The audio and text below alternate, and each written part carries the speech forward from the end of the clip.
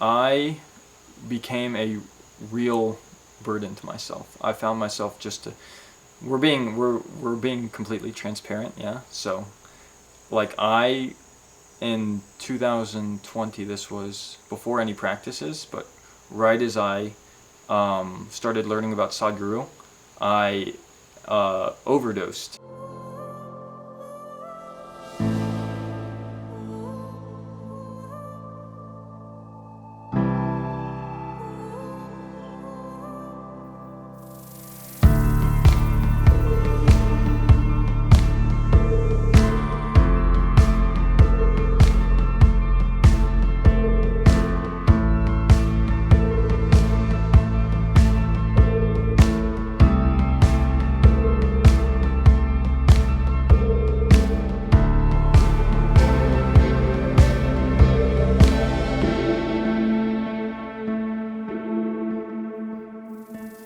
That was I just, woke up and had a bunch of electrical devices attached to me in a hospital.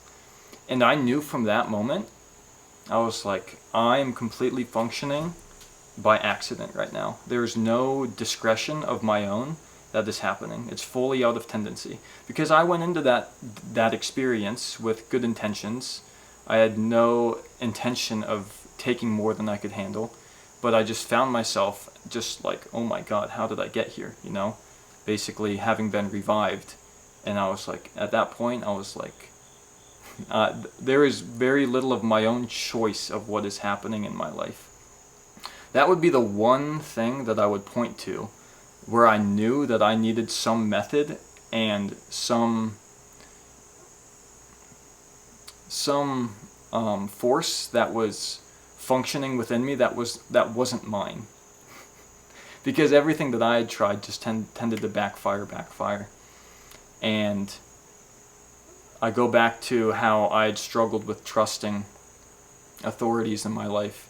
I finally found someone that I felt like I could put my life into. And that made all the difference, because now I'm finding myself in a situation where I do have discretion as to where I want to take my life. Just the trajectory. A lot of other things I don't think about, but the trajectory I can set. That is what compelled me to take these programs and to put my life into my own hands, because it definitely was not at one point. So I was a person who was very neurotic about needing to find these alleyways and these paths on my own. I wanted to do it on my own, and I tried so many things from so many books I was reading, like a Western self-help niche. So many books I read through, and it always blew up in my face. Every single time. It would work for 3 days, and I'd be like, I got it. I finally got it. And then it would just blow up in my face. And this all ran parallel to everything I was doing, swimming, school, what I was doing on the side. This ran parallel to that. So I was reading a lot. I was asking these questions, which really confused me, having grown up in a religious household with pre-assumed answers to things. Just right before pandemic time was a point where this kind of reached a peak, and pandemic gave me ample amount of time to start exploring these things. This also coincided with finding my first Sadhguru YouTube video, and that changed the entire trajectory of things. I was still following these avenues and these compulsions, you could say, reading a lot, but also now Sadhguru had joined the mix there in some way. I was not sure how he fit into it. But I knew it was important, and I couldn't stop watching him, and he added to the confusion. This is a place that satiates my longing to be intense and my longing to strive for something, because that never went away. That never went away from me, this desire to pursue something, which has made it easy to keep up with my practices. But the more time I spend here, I'm seeing that there's another aspect that is not about striving. There's another aspect of being able to just sit still and be fully content and needless right now, right here. So that has opened up, that's something I never knew existed. I did not know that was a possibility for a human being because it had never entered my experience. I did not know there was such thing as being able to sit and do nothing and be okay with that. Because as a hyperactive person, that was just an alien concept to me. For me, there's just this thing that where I'm at right now isn't good enough. It's this constant longing to be more than I am right now. And this was very much in my face as a swimmer. And it's in my face even right now as I'm speaking to you. I think it's very fitting to say I'm a person who is joyful and immensely dissatisfied. I think that's a very easy way to describe me, because I'm happy in this moment, but if you were to tell me that I would live out the rest of my life feeling like this, that's not good enough for me. Therefore, the bubble that I am has to expand, or it has to pop. Something has to happen. And I want to be able to find myself in a spot where I can just sit and be okay, and sit and not crave or need anything. I haven't found that spot yet. Until I find myself in that spot, there's work to do.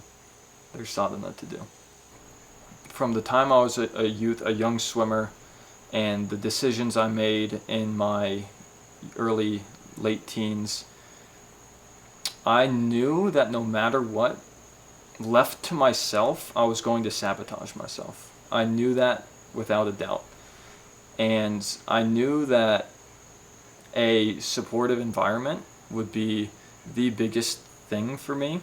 If I could utilize these practices, these methods that have been given to me, and see that I let them grow rather than using them, enjoying the benefits of them, but then, like I said, sabotaging that throughout the rest of the day. If I could just let that grow, I knew that that would be the step that I needed to take. If you really look closely at what you're doing day to day, can you really see that your life is moving in a direction? It's so easy, I think, to get caught up in situational changes, striving for this and that. But for me, it was really easy to just see that within myself, my life wasn't going anywhere. It was going in circles. It was really easy for me to see that. Going back to what we were talking about, young people, right? You can either figure this out now, if you're my age, maybe you're younger. You can figure this out now, or you can wait a couple decades and it'll be so much harder.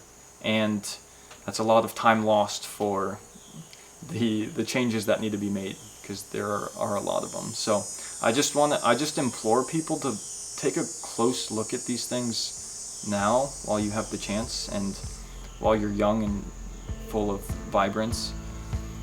I want more people to do that, because I really experienced the pain of living a cyclical life, and it's not worth it. It's not worth it.